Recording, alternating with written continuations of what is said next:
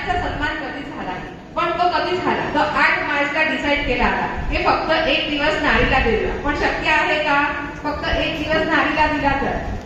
नारीशिवाय काही जगणं शक्य आहे? सकाळपासून रात्री झोपेपर्यंत, सकाळी चहापासून रात्रीच्या पांघरुणापर्यंत खरी गोष्ट आहे ना. जर ती नोकरी करत असेल किंवा न करत असेल, घरात असली नारी पण थकते आणि बाहेर जाणारी पण थकते. इतिहास काय म्हणतो आहे? इतिहास म्हणतो आहे की कधीपासून हे सुरुवात झाली. तो 1975 पासून युनायटेड नेशनने 8 मार्च हा दिवस निवडला की महिलांचा सन्मान करूया. पण माझ्या मते महिलांचा सन्मान तर आपले छत्रपती शिवाजी महाराज पहिल्यापासूनच करत होते. लोकांनी तो दिवस निवडला, पण आपल्या महाराजांनी तर महिलांचा सन्मान पहिल्यापासूनच केलाय. त्यांनी स्त्रियांना आईचा दर्जा दिला आहे.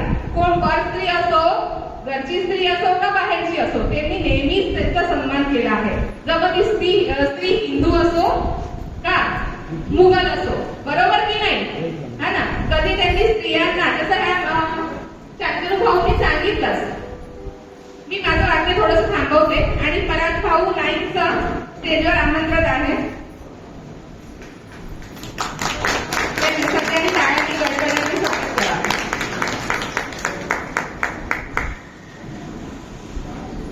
छत्रपती शिवाजींच्या मते स्त्री म्हणजे सर्वोच्च आदराचं प्रतीक आहे. महाराजांच्या मते काय होतं? आदराचं प्रतीक आहे. पण जसा काळ जात राहिला तसं कसं झालं, स्त्रीचं मान आणि सन्मान जसं कमी झालं का नाही? हो का नाही? बरोबर आहे ना.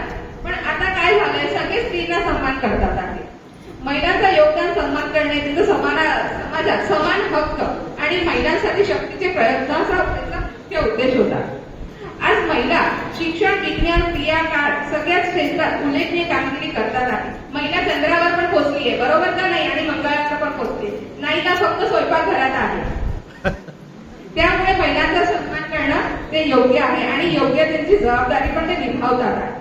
महिलांवर होणारे अन्याय, भेदभाव, त्याच्यावर थांबणारी समाजाची जागृत राहणे ते आवश्यक आहे. महिलांना शिक्षण देणे ते खूप गरजेचं आहे. ते का ती नोकरी करावी म्हणून नाही, पण आपली मुलं येणारं भविष्य पण ती काय करते, मुलांचं भविष्य पण सुरेख घडवते. म्हणून का शिक्षण द्यावं की आपल्या फक्त नोकरीसाठी नाही, पैशासाठी नाही, पण ती स्वतः पण सक्षम होईल. ज्या आधुनिक युग प्रमाणे जे सगळं चाललंय, आता AI येते, म्हणून आपल्या घरातल्या बायकांना पण त्याचं नॉलेज पाहिजे, बरोबर का नाही?